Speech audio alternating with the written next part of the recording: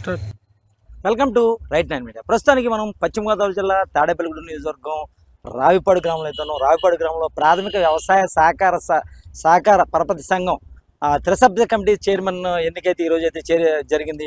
చైర్మన్గా మొలగాల శివకేశవ్ అయితే ఈరోజు అయితే ఎన్నుకోవడం జరిగింది. అయితే ఈ కార్యక్రమంలో ముఖ్య అతిథిగా ప్రభుత్వ విప్పు తాడేపల్లిగూడెం ఎమ్మెల్యే బొలిశెట్టి శ్రీనివాస్ అయితే పాల్గొన్నారు. అసలు అక్కడ ఏం జరుగుతుందో చూసే ప్రయత్నం అయితే చేద్దాం.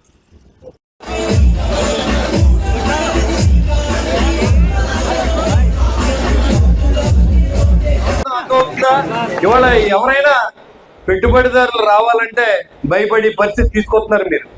మీరు అర్థం చేసుకోండి. రాష్ట్రంలో పిల్లలకు ఉద్యోగాలు లేవు. ఇవాళ ఆర్టిఫిషియల్ ఇంటెలిజెన్స్ వచ్చి 30% ఉద్యోగాలు ఖాళీ అయినాయి. రాబోయే సంవత్సరంలో ఇంకో 30% ఖాళీ అయిపోతూ ఉన్నాయి. 100 మంది చేసే పని 10 మంది చేస్తా ఉన్నారు. ఇది మంచో చెడ్డో నాకు తెలియదు, కానీ చాలా కుటుంబాలు నిరాశలు అయిపోతూ ఉన్నాయి. ఇలాంటి పరిస్థితుల్లో అభివృద్ధికి ఆకాంక్షించాలి, రాష్ట్రం బాగుండాలి, రైతు బాగుండాలనే ఆలోచనలో పనిచేసిన రాజకీయ నాయకులు మేము వస్తే పవన్ కళ్యాణ్ తీసేస్తాం, మేము వస్తే చంద్రబాబు నాయుడు తీసేస్తాం, మేము వస్తే బొలిశెట్టి శ్రీను ఉండేమో, మేము వస్తే మీరు ఎవరిని తిరగలేము అంటే నీకు ఎవడో ఓట్లేడు. నువ్వు దోచుకున్న డబ్బుని మళ్ళీ తీసుకొచ్చి ప్రజలకి మీకు ఇస్తాం, మేము పొరపాటు చేస్తాం, మళ్ళీ మమ్మల్ని నమ్మండి, ఈ రాష్ట్రాన్ని మళ్ళీ నన్ను ముఖ్యమంత్రిని చేయండి, మా వాళ్ళని ఎమ్మెల్యే చేయండి అని అడుక్కోండి.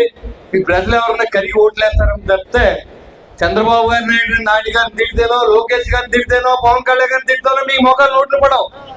అది గుర్తు పెట్టుకోకుండా ఇంకా చాలా మంది ఆ గాలి రోజా మాట్లాడుతూ ఉంటారు. ఎమ్మెల్యేలు గాలి నా కొడుకులు అంటదే. జగన్మోహన్ రెడ్డిని కూడా తిడతా పాపం, ఎందుకంటే ఆయన కూడా ఎమ్మెల్యే కదా. అందరూ గాలి నా కొడుకులే కదా ఎమ్మెల్యేలు. అలాంటి మాటలు మాట్లాడే నాయకులు రోడ్ల మీద రెచ్చిపోయి మాట్లాడుతూ ఉంటే ప్రజలు బుద్ధి చెప్పవలసిన అవసరం ఉంది. మీరు కూడా చైతన్యం రావాలి. ప్రతి విలేజ్ లో ప్రెస్ మీట్లు పెట్టాలి, కూటమికి అనుకూలంగా పనిచేయాలి. అంతేగాని మనకేదో అయిపోయింది కదా, మనకేదో ధాన్యం అమ్ముకున్నాం కదా, ధాన్యం తోలుకున్నాం కదంటే ఆ నాయకులు మళ్ళీ రాకపోతే నష్టపోయేది రాష్ట్రం మనమైన విషయాన్ని గుర్తుపెట్టుకోవాల్సిందిగా నేను కోరుతూ ఉన్నా. మనం గెలిచిన తర్వాత ఏ వైసీపీ నాయకుల్ని మనం ఇబ్బంది పెట్టలేదు.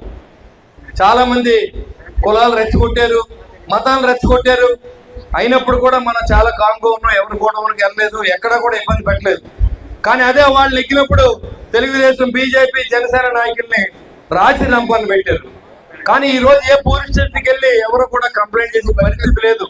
ప్రశాంతమైన వాతావరణం నడుస్తూ ఉంది. అయినప్పుడు కూడా మాజీ ఎమ్మెల్యే మాట్లాడుతూ ఉంటాడు, ఆడెవడో పేకాట ఆడతాడు, నువ్వు ఆడి ఆట నువ్వు ఆడుతూ ఉంటావు. ఎమ్మెల్యే గురించి మాట్లాడి అర్హత